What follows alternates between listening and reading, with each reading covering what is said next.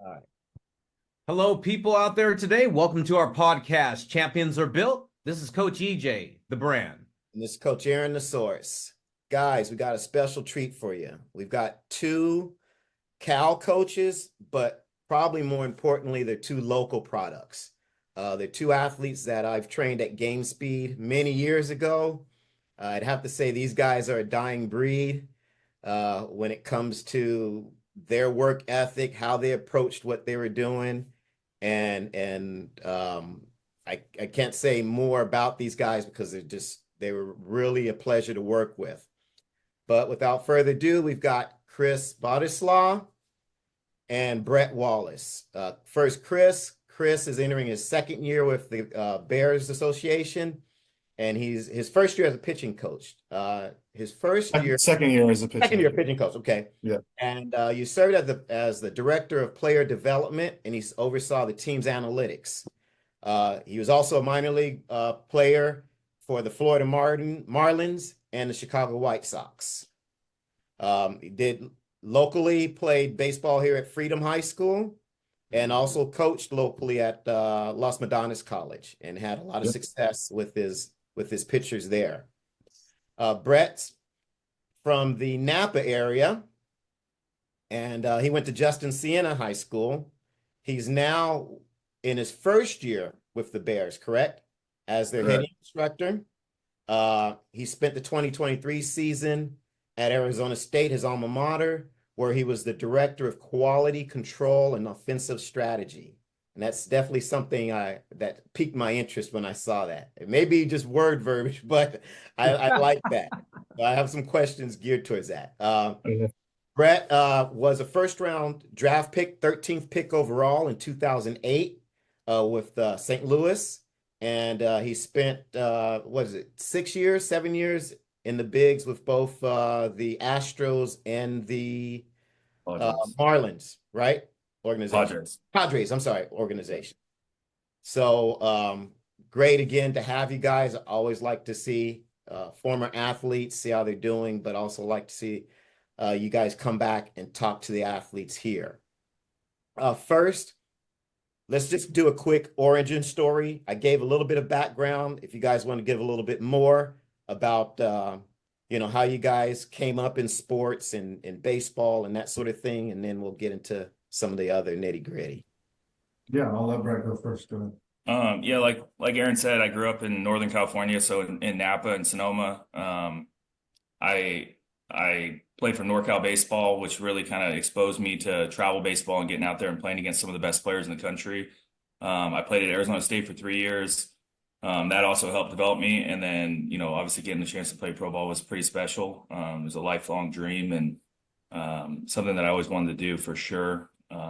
I'm excited to be at Cal now. I like getting a chance to pass on the information that all the coaches along the way, yourself included, kind of imparted on me as far as work ethic and things like that make you successful. So it's been a lot of fun being here. I really like the staff, and I'm excited for the season to get here. Yeah, I mean, my route through this whole thing is probably way different than other people. I mean, Aaron, I came up with football. I mean, yeah. that was the only thing that I ever loved and ever wanted to do, and that's the only thing I trained for as a young athlete all the way. I mean, until I was probably 19, was probably the 21 years old was probably the first time I ever started training for baseball. Yeah. But we trained. We started on the DVC track out there on the concrete hill and the old turf, and bare feet, doing feet strengthening stuff and ankles, and just trying to knock a 100th off of our 40 time. So I think my route through that, that's where I learned work ethic was that, and I think that on the football side that carried over to baseball big time. So I think it's cool. We have a lot of different unique perspectives on our staff. I mean, Brett came up through travel ball and was a first round pick and made it to the big leagues. Our head coach, undersized pitcher, and went to the junior college and went to the University of Miami, won a national title, and made it to the big leagues. And I played 12 years of professional baseball and hardly played any baseball in high school. So we're kind of proof that there's a lot of different ways to get it done, but the only real way is just to put your nose down and grind. And I know that all three of us did that. Yeah. EJ, do you have a question you want to start off with, or do you want me to start? Like I said, I got a nice little list here. Well, I know both these guys, admired their work, saw their work. I see their work now and saw it from afar back in the day. And great to have both you guys here, first of all, because I have a lot of respect for you guys as people and as people who are directing young people in sports and collegiate athletics. So that's great to have you guys. I guess my first thing I want to kind of dive into is pretty nitty gritty here. What's going on in the NCAA right now with all these scholarships, increase the scholarships to these universities, Division One, Division Two, and say, hey, you guys got 34 scholarships now, and you guys have to cut down your roster, but we're going to give you more scholarships. People don't really understand what that really means. And I think two good resources are here today, Aaron, that kind of talk about how that is applied at Cal, but for a lot of universities, because a lot of people think that these universities have 34 full scholarships and hey, we got 34 roster spots that, eventually, or they're going to get down to 40, 34, whatever. Can you guys kind of help the people out there today explain and understand what the heck is going on? We understand it, but I think a lot of people out there don't understand it. So love to have you guys kind of talk about that a little bit. Yeah, I would say we don't know yet. And I mean, like, nothing's in place, right? I mean, we know that there's changes and there's big changes coming. That's going to be different for every university on what that means from a scholarship standpoint, from a roster standpoint. At some point, that's going to be set, but we don't know if 34 is going to be in the fall. We don't know if 34 is going to be halfway through the fall. 34 is maybe a spring roster limit. Like, none of those things have been decided. Obviously, there's big changes with an NLI as opposed to a financial aid agreement and what that means. And that's out there, our guys signing. And this year is a mess. Like, it's a mess. Like, it's impossible to plan. You don't really have any idea. And then you add in, obviously, the transfer portal and things like that. There's a lot of things that were put in place to benefit players. And I think it's definitely made building a roster, planning a roster for a 3 or 4 year span incredibly difficult and borderline impossible. So you can't really do that anymore. It's definitely you're planning year to year. You're kind of just waiting to see what happens and then building the best roster that you can possibly build going into the year. So for players that I don't think it's a great place, it's a great spot for maybe a few guys in the portal or a few guys coming out of high school that are getting NIL money and getting to the place that they want to go. But for the majority of college baseball players, I don't think we're in a great place right now. I do think it's going to shake itself out. I do think that we're going to get to a spot where guys are going to end up at the school that fits them best. I think that's going to be more likely to happen here in the future, as opposed to just ending up at the school that is the best. They're going to end up a school that fits them the best. And for some guys, that's junior college.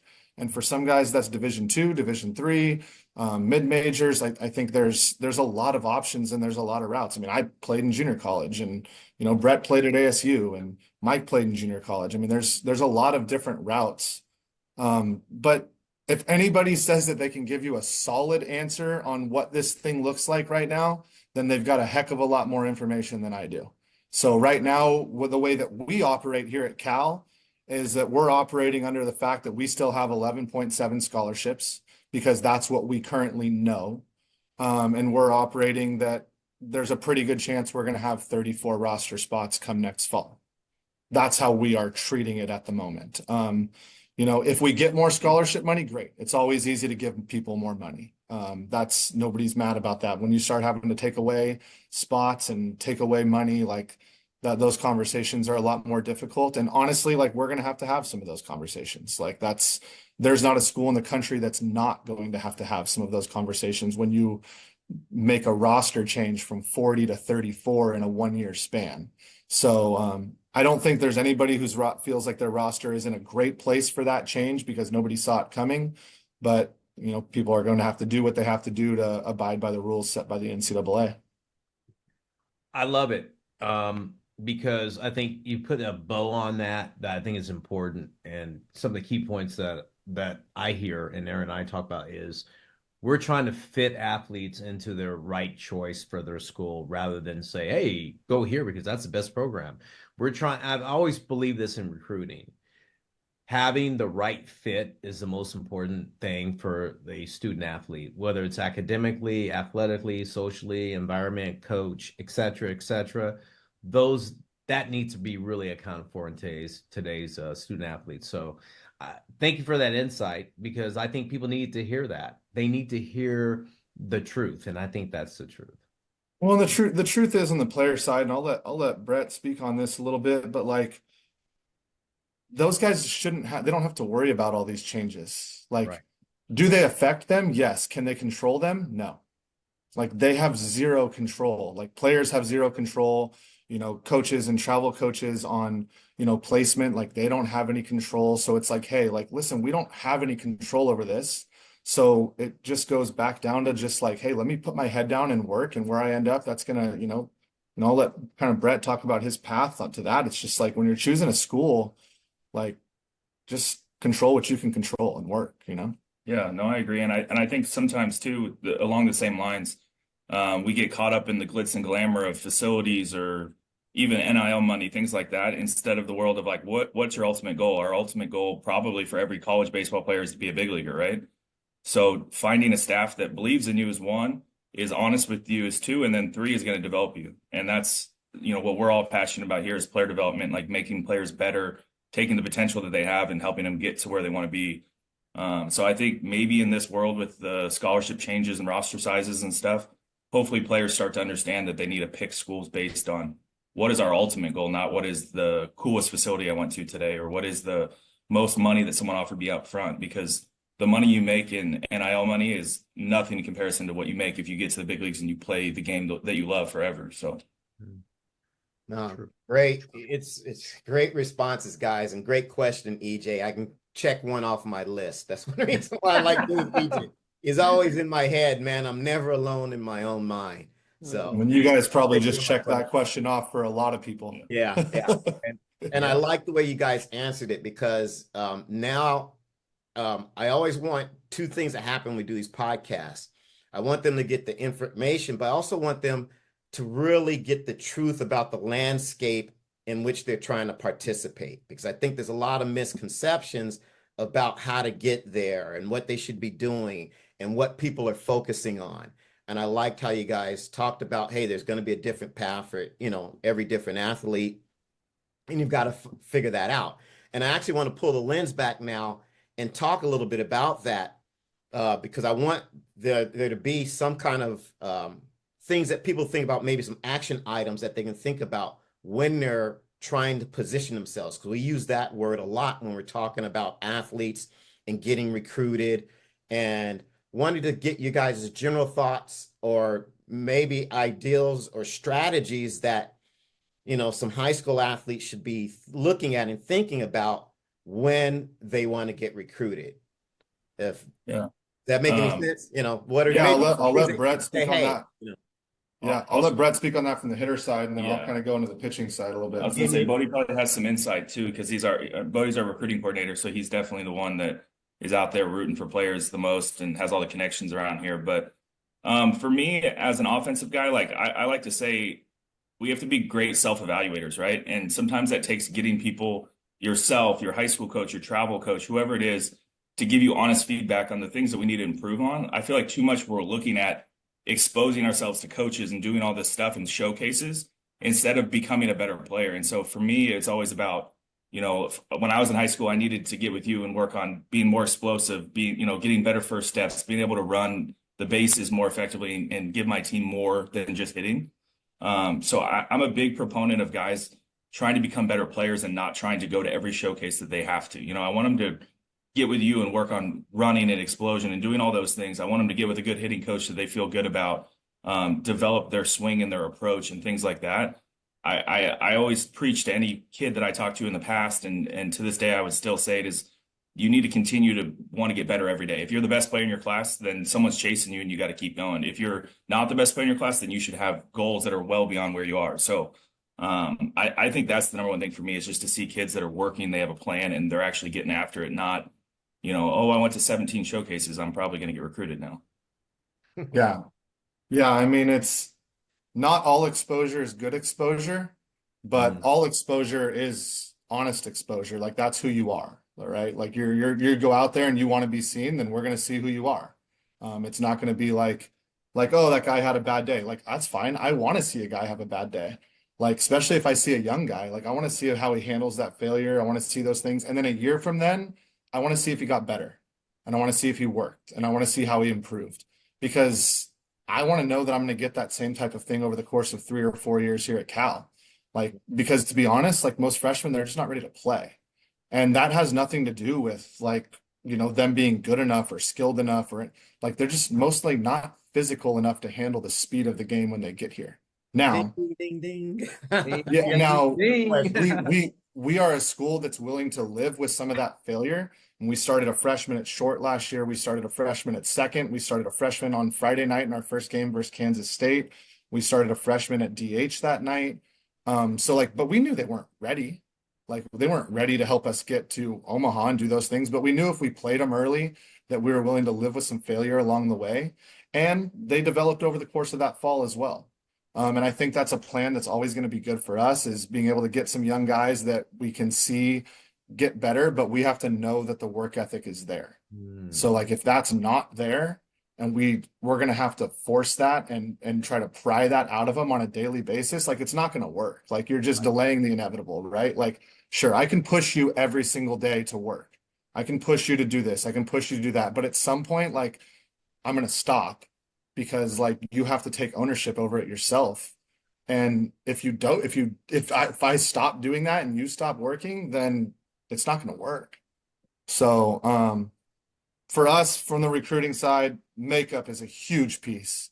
I mean, massive. Like, and that stems from our head coach, Mike New. Like he's massive on the makeup piece because there's a lot of things here when a guy gets here to school that they're going to have to be able to handle from an adversity standpoint, on and off the field, in the classroom, living on your own the first time, making your own dinners, doing your own laundry, things like that, right? So it's makeup is a big part of that and a little bit of toughness and then work ethic, like, and obviously there's some skills that you have to have in order to kind of like cross over that threshold of us really digging in on you from a makeup and work ethic standpoint. But those are massive things. And when you showcase yourself all the time, like you should have those tools, those big tools, like ready to go.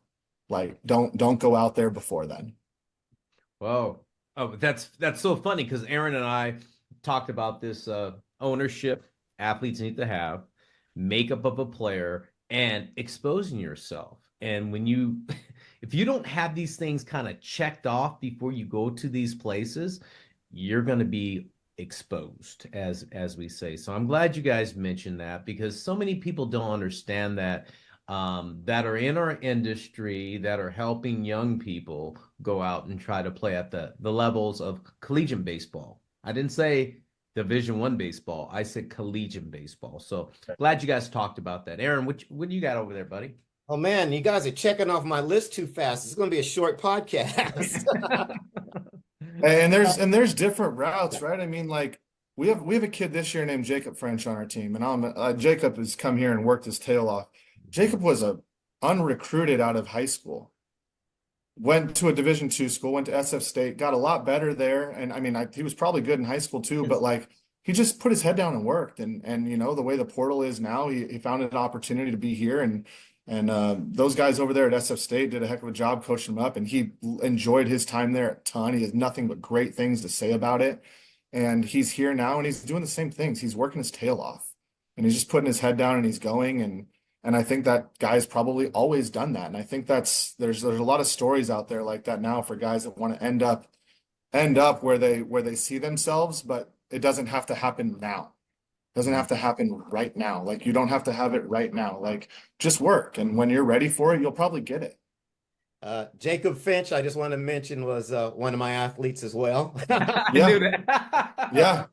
I knew that too. I talked to him about it. Yeah.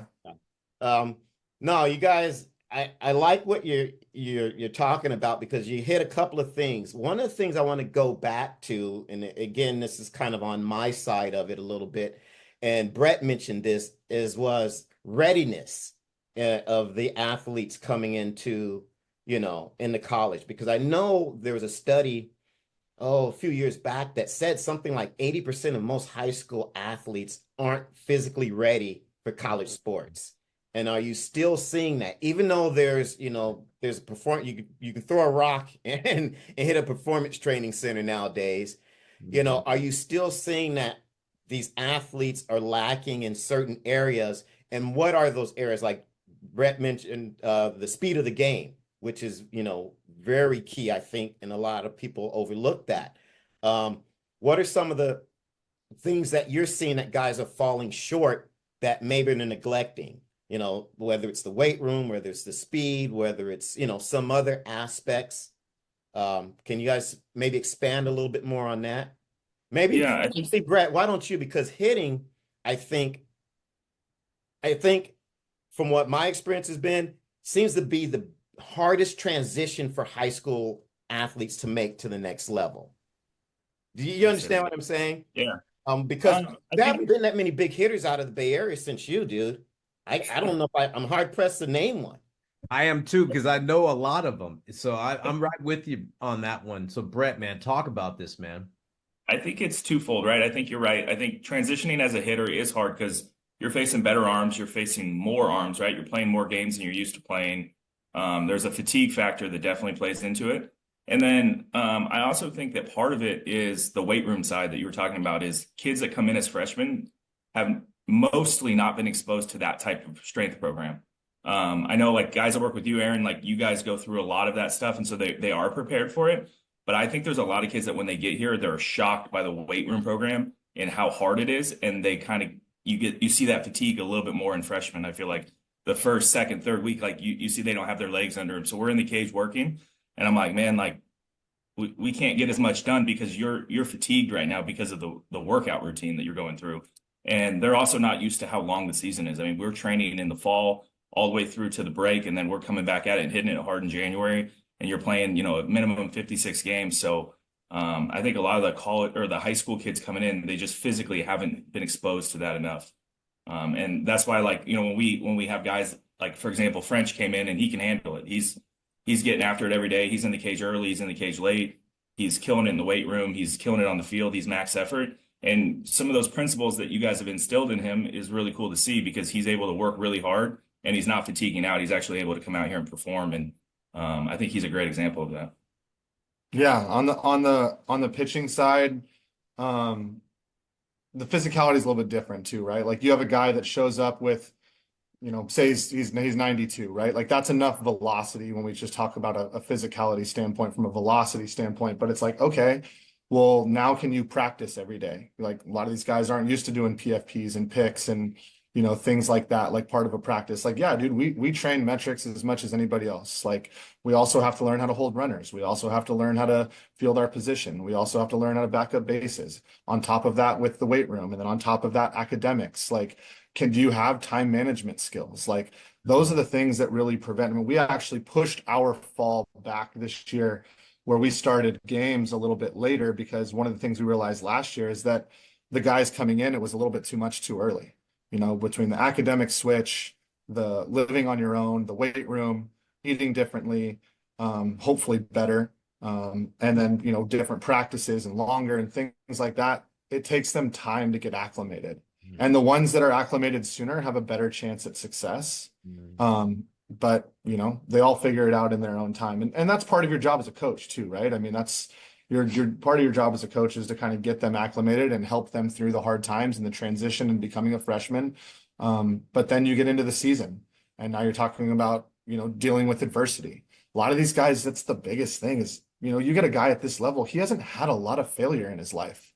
Right. And I promise you it's coming. I do not care what your name is. I don't care how good you think you are. I don't care if you're an All-American in high school or not, you are going to get here and you are going to fail at first.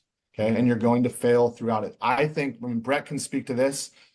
I think the jump from high school to college was a bigger jump for me as a baseball player than it was college to like my first year of professional baseball. I agree. Like, I thought it was a way bigger jump. Like I was way more like a fish out of the water my first year in college baseball than I was my first year in professional baseball. I was way, way underprepared from a just a time management and handling everything standpoint. And then even honestly, like the skill level jump like was a little bit bigger. Like, yeah, we faced better guys in professional baseball, but faced really not very good guys in high school. Like once every 2 weeks, maybe. Like you're gonna see somebody good every weekend here, every Friday, every Saturday, every arm out of the pen. I mean, we're in the ACC, like there's not a pushover team. And then you talk about the mid majors on the West Coast, like they're good too. Like so every night, like you got to be ready. You don't get a day off and adversity's coming. So you better be able to handle that. Yeah. And on the hitting side of it too, I will say you guys kind of asked about like hitters coming in and finding more success early. It's been kind of a dry spell a little bit. And I think there's a couple avenues of that too, right? One is that you go to a program sometimes for the wrong reasons and you don't have a staff that believes in you. Like Bodie talked about us running out freshmen last year and giving them a chance to actually succeed. And they did fail at times, but they had really good years and they finished out strong. You have to go somewhere where people believe in you and they want to give you a chance. And the second is you have to go somewhere where you can be developed as a hitter. Because when you come in as a high school hitter, like Bodie said, you're not facing the best guys in the country. You're not seeing elite stuff all the time. And also you're playing in a lot of showcases. So you're not necessarily having team at bats where you're worried about grinding out at bats and how to be, doing the right things. So then when you come to college, you need someone that's going to be there and kind of help develop you as you go. And we give you a long leash to try to do it, but you need someone that's giving you the tools like, hey, this is how we develop. This is how we have a good at bat. This is how we get ready on time. This is how we flush bad at bats and continue on, things like that. So I think it's a lot mental as much as it is physical as well. Mm. Man, great points, guys. Yeah. Aaron, I just like what these guys are saying because it's so true, and I hope all the people that are listening to our podcast today just understand that you guys are getting really sound advice from people who are giving you like honest opinions about what they're seeing in the industry, in collegiate baseball, not just at Cal, but what they're seeing. And, I always say this, a network of coaches and in college baseball is immense, and they talk to each other about stuff that they're going through. And it's such a great resource to have these two guys here today, Aaron. Yeah. Yeah. No, great answers. Again, you guys are kind of anticipating what I want to ask. And I know Brett's only got about 4 minutes. So I want to direct this to Brett. And then Chris, you can expand on this. Brett, you played with one of the most storied travel baseball organizations in the country at NorCal. And I just wanted to get your thoughts on travel baseball. I know it was a vehicle for you. Obviously, it's, there's a lot out there and things have changed. What are your thoughts on travel baseball now? Maybe take it from there. Yeah, I think travel baseball is super important because, like we were talking about, facing the top competition. The only way. Can you guys turn your volume up a little bit? I think your mic went out a little. Oh, yeah, try it now. Can you hear us? Yeah, now I can hear you. Okay. Okay. I think the thing about travel baseball that's really cool is that you get to go out and play against the best players in the country, right? You get to go to tournaments and showcases and things like that, and you get exposure against better players. So it's going to be at times potentially humbling, but it's going to help you, like we talked about earlier, like figuring out what do I need to work on? Like what are my weaknesses? And then let's go attack them every day at home, And so for me at NorCal, that was basically the best part for me was I got to play the best players in the country. We played a really hard schedule, but Rob was really brutally honest with us as well. Like he was like, hey, these are your strengths. These are your weaknesses. If you could, get a more explosive first step, it's going to make a huge difference for your game, things like that. So we were honest with each other. And the other thing is we took a lot of pride in winning every game we played. Like we didn't play it like a showcase. We played it like we're trying to win every inning, every game. We want to leave no doubt that like we are a premier team and we are like a group of guys that not only like are talented, but play the game the right way. So I think travel ball is super beneficial, especially when you're with the right organization and they have the right intention and they're teaching you those things. I think it's super important for players to do that. I think what Brett said is about winning the games is like really big. Like that's like I think there's travel teams at times or people join a travel team because they feel like it's their best route to get to X college. And it's just like, well, like you should join the team because you feel like it's a great route for you to get better as a player, play against great competition and go win. Like, let's go win. Like, and that's, ultimately that's why we started playing and that's never going to change. And in regards to travel baseball, Brett, I know you only got a couple minutes and I'll let you go. What advice would you give to parents in terms of maybe when should their kid start playing travel baseball? You know, it doesn't necessarily have to be an age, but you know, what skill set should they have in place, or what, you know, what would you be seeing to say, hey, you know what, my kid's ready now, or what's a logical progression? You know, little league, pony, da da da da. You know, what You would know, you kind of say? like Bodie talks about, there's a lot of paths that you can take, and he actually probably knows the travel ball industry better than I do, especially nowadays. But I You think, got a son though in travel hockey. yeah, my son does play travel hockey, so There you go. he's You're 8. same So thing. here we go. Yeah. Uh, I think honestly the biggest thing is there's a couple things. One is you got to make sure that you're doing it for the right reasons, right? They have to be 100% like being a travel baseball player and then being a collegiate baseball player and being a major league baseball player. It takes a lot of commitment, time, and work. And too many times I think you see parents that are kind of pushing their kid to be a baseball player. Like, hey, you're going to go play on this team. Let's go do this. And the kid's not locked in on it. If he's not 100%, he shouldn't be playing. Physically, I think you should be developed enough that like you're actually close enough to where colleges can evaluate you. If you're talking about 7th graders, like we're still seeing them grow and change. Like, what are we evaluating right now? Like, I'd rather those guys be playing competitive games somewhere and learning how to win, because I think learning to win is a skill. And I think that's super important that we've taken away from the youth of baseball right now. And so I honestly think physically you have to be close enough to where we can actually project you onto our roster. And then I think number 2 is like, you know, like I said, you just got to love it. You got to have a kid that really is like, I'm okay doing this whenever. Like we came to your place weekdays after school, and it wasn't because like my parents forced me to come. It's because I want to be a big leaguer, and this is something that can maybe make me 1 or 2 or 3% better, and then it's going to increase my odds, and that takes a lot of commitment. And I think if you don't see that commitment from the kid, then it's kind of like we're spinning our wheels here. We need to they need to make the decision for you. Great I answer. would want to see my son love doing the not fun things, the quote unquote, like before I probably really went down that road. Like I want to see him really enjoy everybody's going to go hit in the cage. Every single kid is going to go hit in the cage. Like that's fun. Like, are guys going to go lift? Are they going to go run? Are they going to go take extra defense reps? Are they going to work on their base running? Are they going to do things like that? And when my son if he shows me at some point, he's 6 years old, that he's willing to do all those not fun things, then yeah, that's probably a path that I'm willing to go down with him. But until then, if it's just like, hey, I just like hitting in the cage and having fun with my boys, that's fine too. There's nothing wrong with that. Like, but that just like, yeah, we're just going to play baseball then and enjoy it, which is great too. It doesn't have to be that other path. That's probably what I will look for personally. I will say, just to touch on what Bodie said about hitting in the cage, I find it interesting is that there's a lot of people that want to come into the cage and hit. There's less people that want to come into the cage and work. And so for me, when you come in the cage and it's, hey, we're really intentional with every rep we take. Let's get better with what we do. It could be 10 swings, but let's take 10 really intentional swings that are going to improve us or take us another step in the right direction, and then we'll shut it down and you go home. There's too many guys that come in and they hit off the machine and it's just like, hey, I was in the cage all day. And it's like, well, did you get better? No, because it's like they're doing something, they're checking a box they think people want to see. Hey, I'm in the cage. Or hey, I love to hit because if I just swing for homers, it's super fun. Yeah. But if you want to be special, like your work ethic has to be special, and it's not just how hard you work, it's how focused and detailed your work is. So I think that's another element. I think we have a group of guys here actually that have been really cool about that. We hit early and we work on specific things that, hey, this is what's going to make you better. Like this is what you need to work on. So let's focus on that. That way, when we get to practice, we're just competing. Yeah. Love Great that. answer. Well, I know it's 11. You got to go, Brett, but I'm glad you're able to come on. We'll definitely want to have you back. It's good Yeah, seeing you, anytime. brother. Been a while. For sure. Got the next generation of Wallace in my gym now. Your Yeah. little nephew. Yeah. So it's great.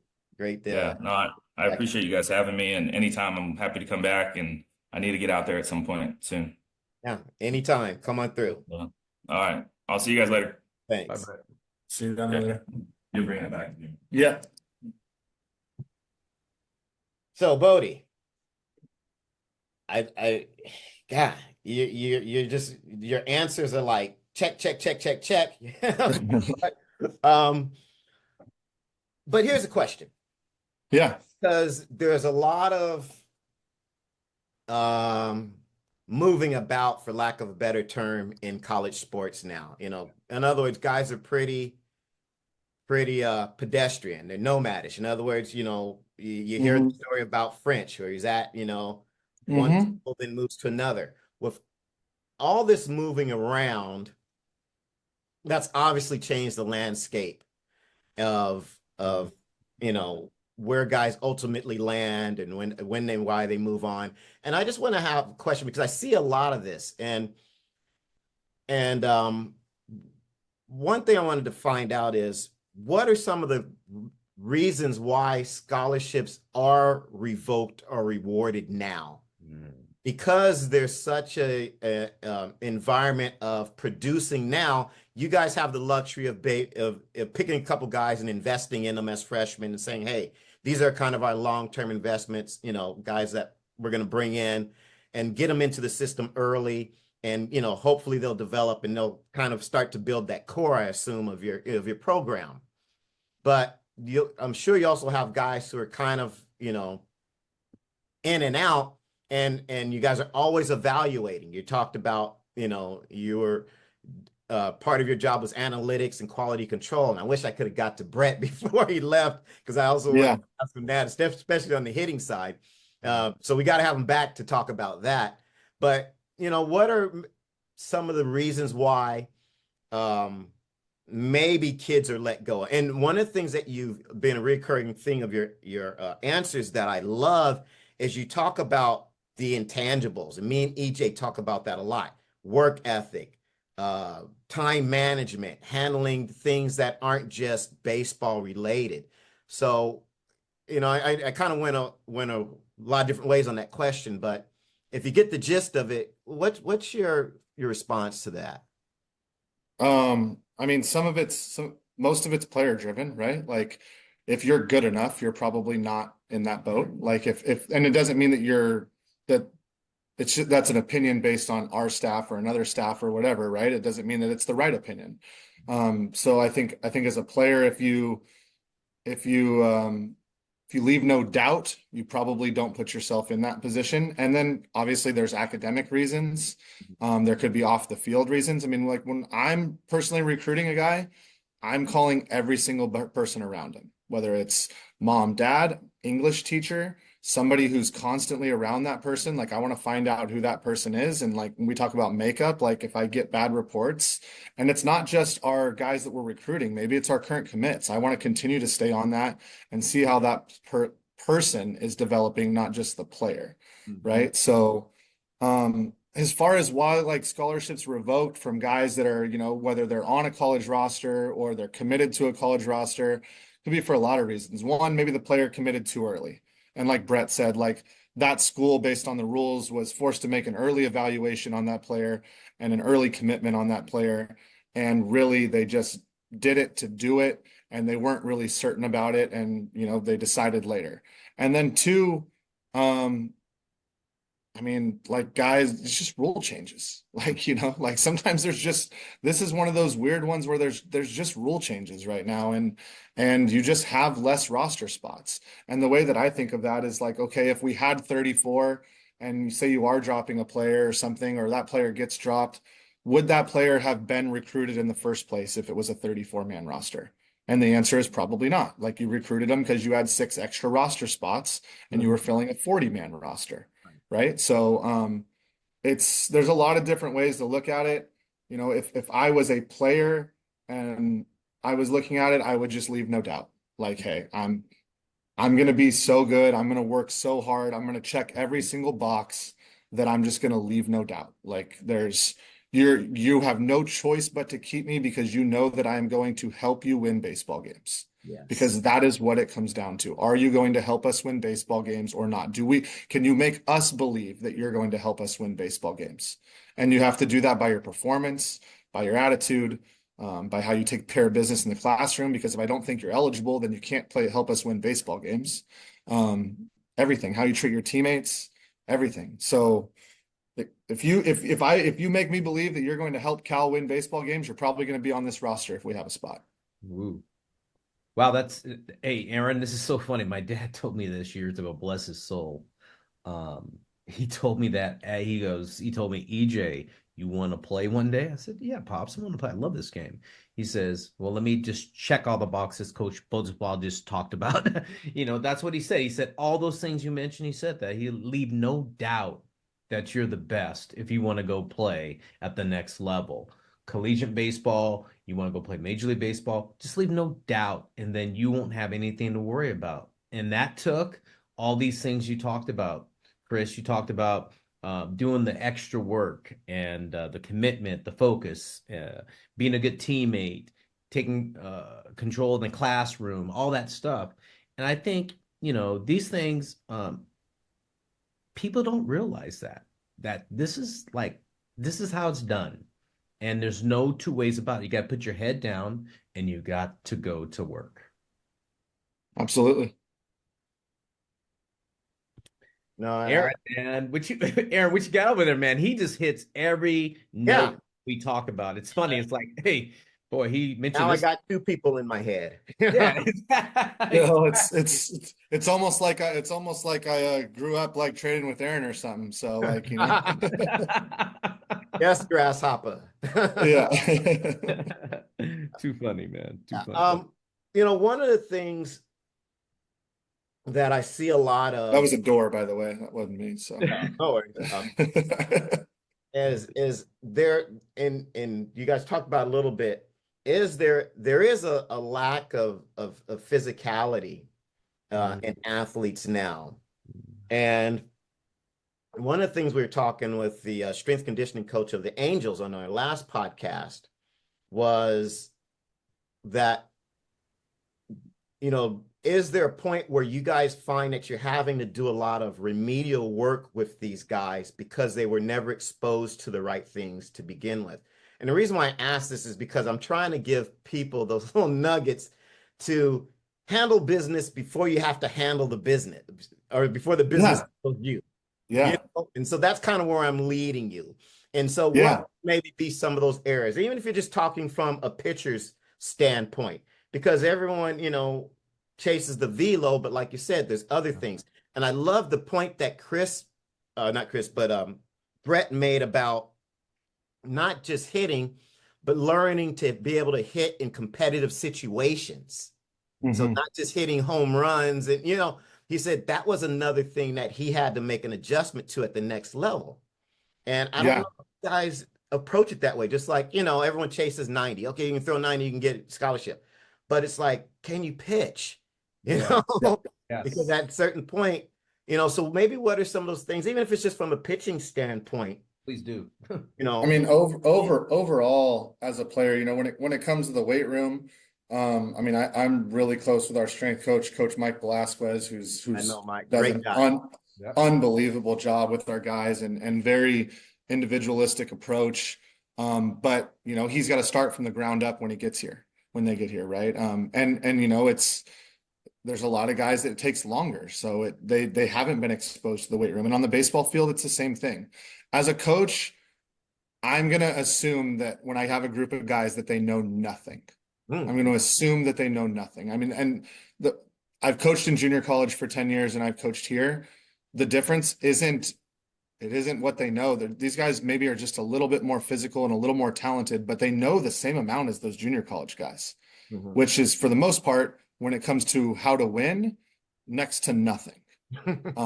They have to learn how to win and they may want to win but they don't know how. They don't know how to, just take a team at bat or how to just compete on a day where you don't have your best stuff, right? Like things like that. So I think those are the things that definitely that freshman fall, you have to really pound into their heads about like, hey, like, oh man, coach, I don't got my best stuff today. Or, hey, I'm not going to throw my curveball today because it didn't feel good in the bullpen.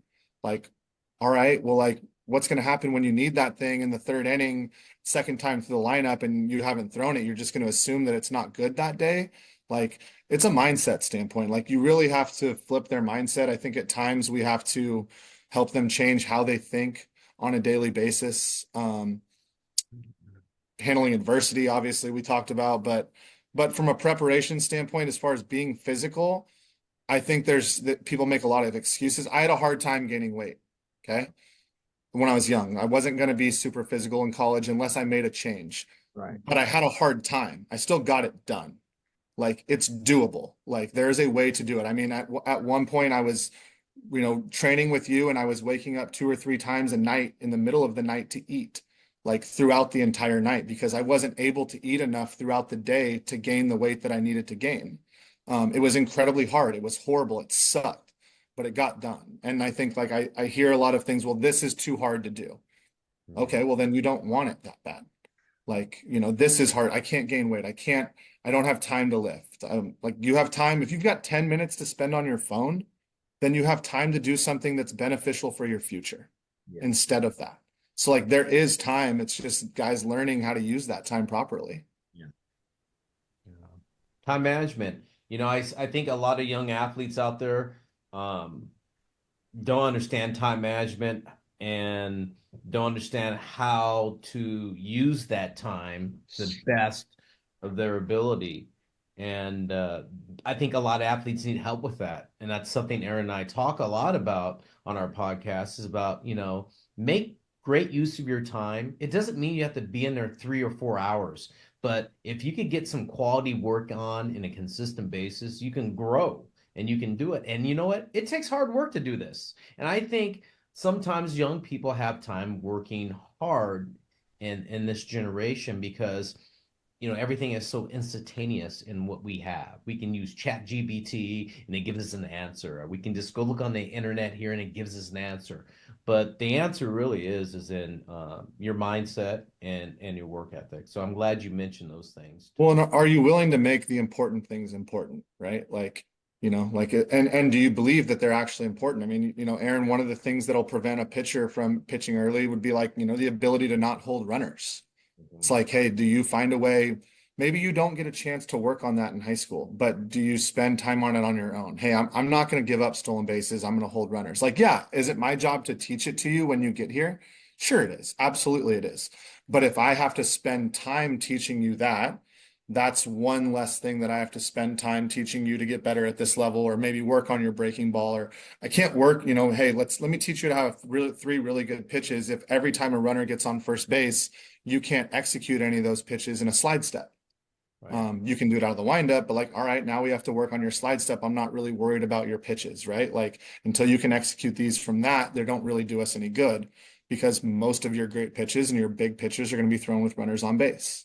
So, just little things like that. I mean, the reality is for these guys to get to where they want to get to, they have to get better at everything, not just one thing. They have to get better at every single part of their game from the day they arrive until the day they leave. So we're going to work on all of it. And I'm not expecting any guy to show up ever and know all of it. We're constantly going to work on it, whether even when I think a guy has it down and he's pretty nails on it. Like you're not going to stop working on it because it goes away as fast as you got it, right? So you're going to continue to work on it. So it's everything. It's just trying to check every box and improve every piece of your game, every piece of your body from a mobility standpoint, physicality standpoint, right? I mean, I think that's kind of we tend to focus on one thing and be like, man, if I get this better, I'm going to be good. And it's like, no, dude, you got to get better at every single thing that you do to play at the highest level because those guys are, I mean, if you think about, I mean, I was talking to a coach last night, and if you think about like the worst starter in the big leagues, like what that guy would do to a college lineup, like, right? Like, so like, you know what I mean? It's like the people that you're trying to compete against, like I remember watching my very first professional bullpen when I got to the Marlins and I watched a big right-handed pitcher named Josh Johnson throw. Oh, Josh. And I looked at him and I thought I was really good. And then I watched him throw his bullpen and I was like, I can't do anything that he just did. Like he is so much better than me. And I'm, as of right now, a professional. And he is so much better than me. It's not even close, right? Just the easiness in which he goes through things. But it's not easy. It's because of all the work that he did. It just looks easy. Because, people are like, oh, he's a freak. He makes it look easy. Like, yeah, maybe some guys are more athletic, but that dude also works his tail off, probably harder than those other guys. And yes, he was also born with some things that some people just don't have. No, I love your response about time management because we talk about that all the time. And I know it's probably not appropriate to quote Diddy in these times, but Diddy was asked what made him different than and more successful than others. And because he says, I have the same 24 hours everyone else does, but I choose to use them differently. And, again, that says it all. It's how you decide to use that time. Yeah, and we're in like an era now where we know more about like sleeping and recovery and things like that, right? Where I didn't grow up in an era where sleep was something that you prioritized from Yeah. a getting better standpoint. Like that wasn't ever something that was really told to me. It was just like, hey, if I get up before everybody else and I work harder than everybody else, I'm probably going to be better than everybody else. Be more of the Kobe Bryant Right. mentality, right? Like I'm going to put in 2 hours before you even get out of bed. Yeah. So, there's a lot of guys that'll lean on that, and I get it. Like, there's a lot of big time. I mean, JJ Watt, I heard talk about 10 hours a night. And our guys are prioritizing sleep. We have sleep studies. We have things like that. Yeah. And there are definitely days for that. And then there's days that, sometimes there's just something to being the first one at the field and the last one at the field, and just what that can do for you mentally to know that when you compete against any of these guys that you put in more time for them. More like, yeah, dude, maybe that guy has better recovery than me. Maybe he's slept more than me. But you know what? I have put in more hours than he has. And when that guy's standing in the box across from me, that is an advantage in my mind. Mhm. Like just to know that I can absolutely dominate him because of how much more work I feel like I have done. I have no clue about his work ethic, but if I believe that, there's something to be said for that. Right. Mindset.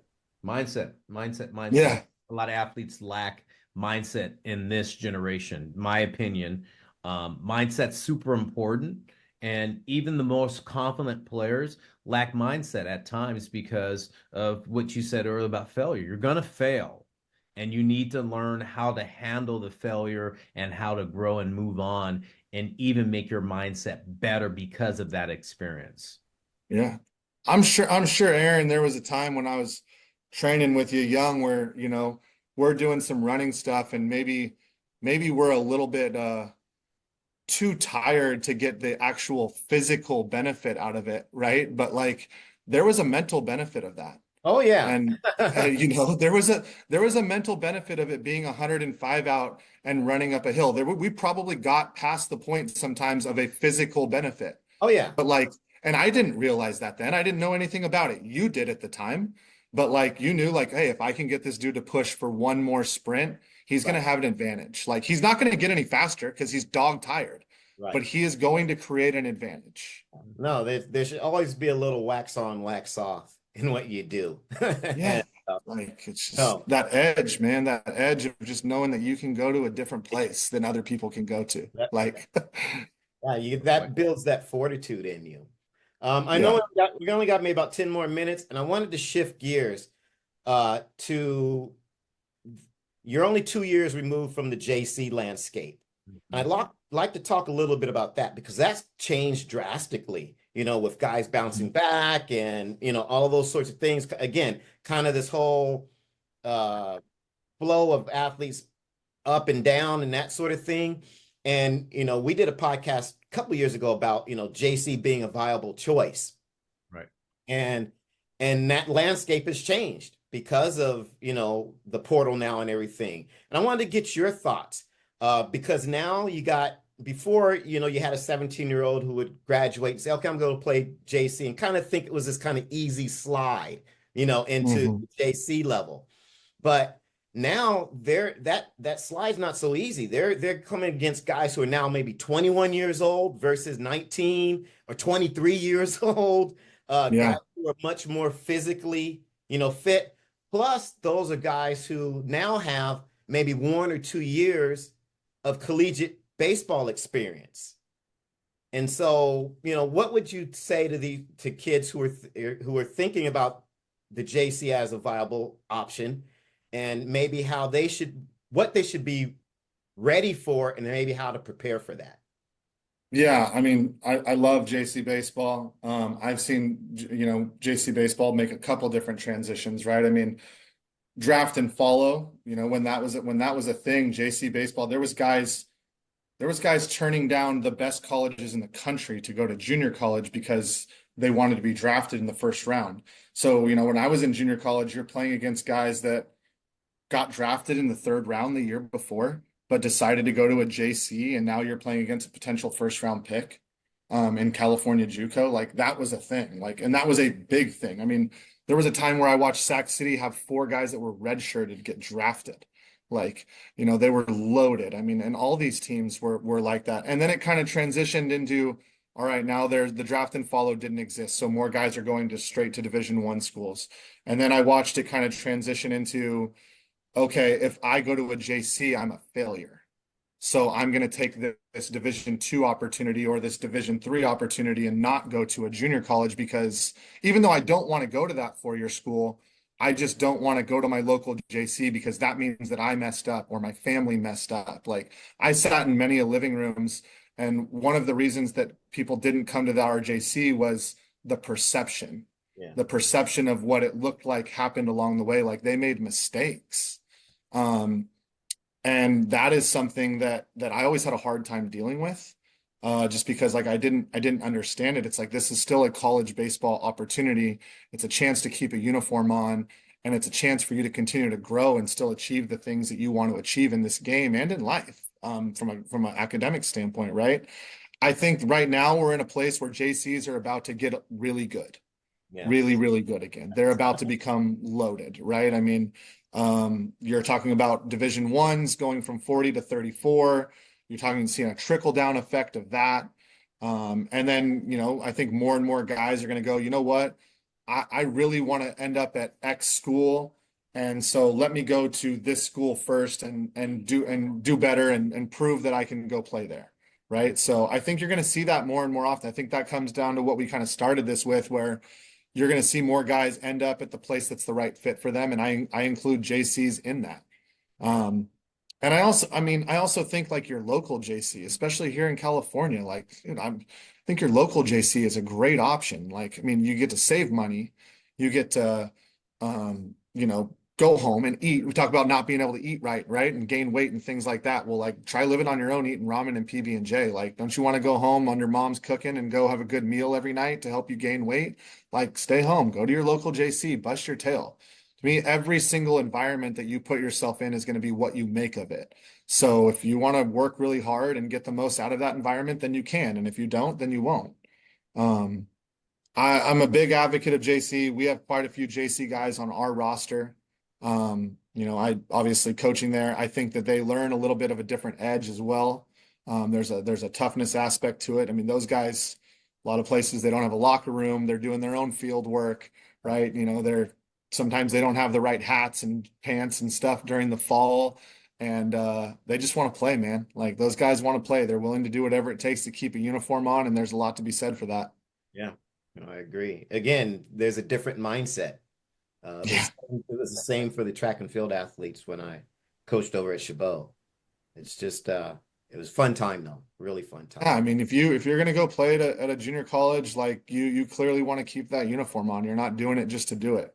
And you know what? Like, what I would tell guys is, like, go watch a junior college baseball game and go see where you think you might fit in that lineup, and be really honest with yourself, because we had plenty of guys that thought they were going to stroll in and play right away, and they weren't good enough. We had guys that would bounce back from 4-year schools, and they'd show up with this, like, I don't belong here attitude, and they'd get beat out by guys that just fit into the program and knew how to help us win a little bit better.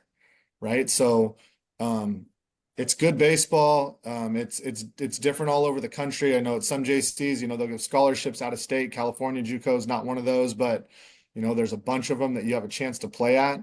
So finding the junior college I have a chance to get on the field, that's big. But when guys go to junior college, what I tell them is just, like, be ready, man. Don't think that this thing's going to be a walk in the park. Like, you're not just going to stroll in there and just dominate. Like, it's not that easy. Some of the most hungriest guys at the JC level, and usually you can always tell those are the guys who want it. Otherwise, they wouldn't be there. They would stop playing. So those are probably some of the most dangerous guys. I think you're going in. You're jumping in the Shark Tank if you go to a good JC program. You Oh, are. You You are. are. You're going to the Shark Tank. you Yeah. are. You are.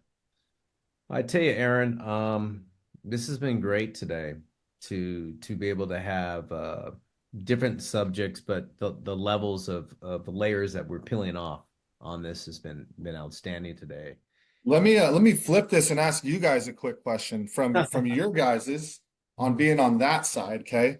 What are what are some things that you feel like during these changes in times that colleges can do, you know, for their recruits or their commits or things that you think some schools do a good job of or whatever, just from your guys' side of it. I mean, I always want to learn like things that I can do better, right? Is as a recruiter, as a coach, you know, a communicator, a leader of young men, everything. Like, what are some things kind of during this kind of weird times that you feel like schools and coaches can do better on our side?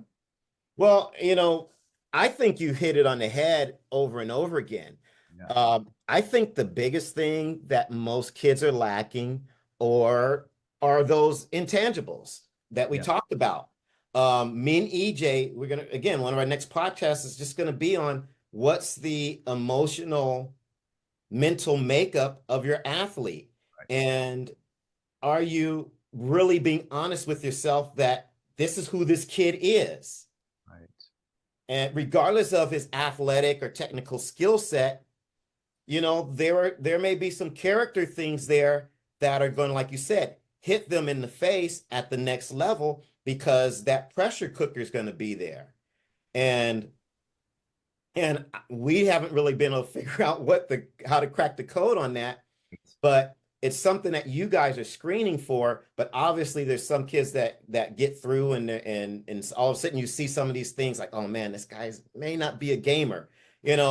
How do you turn that thing around? We're trying to figure that out ourselves. And More competition is the way that we kind of see it. It's competing in practice in everything that we do. And then you get like you know, you see Saban and like Knight say it like I think more guys need to get benched. You know, like that's I mean, that's something that drove me when I was young. Like it's like, oh, like I got beat out. I don't get to play. Like, all right, well, like I don't want that to happen. So like I'm not gonna lose. Like I'm gonna go work harder and I'm gonna beat that guy out. Like, or hey, coach didn't approve of what I did on the field or what I did, like it didn't help our team. I got benched. Like that normally wins. Like that's a really good way to get through to a guy and then the competition aspect. I think you guys probably do a good job in training on you know, even just competing in little things like, you know, and having a winner and a loser and you know, maybe there being some sort of a, you know, I mean, I don't want to say a punishment, but we always reward winning, and then I feel like very rarely now feel like there's a punishment for losing. oh, I agree. Um, you know, Yeah, like I it just illustrate. doesn't seem like it. Like I got to a point where like I enjoy winning. I love winning to death. I hate losing. Right. Like the feeling is so much more extreme to me when we lose than when we win. Like when we win, I'm like, all right, cool. Like this feels good. And I need to do a better job of learning to enjoy winning. Like I tell myself that all the time. Like I want to enjoy winning more when we win. But losing is horrible. Like, and that feeling alone, like I think that's what kind of drove my work ethic. It wasn't because I wanted to win, it was because I didn't want to lose. And Oh, yeah. I don't know if that's good or bad.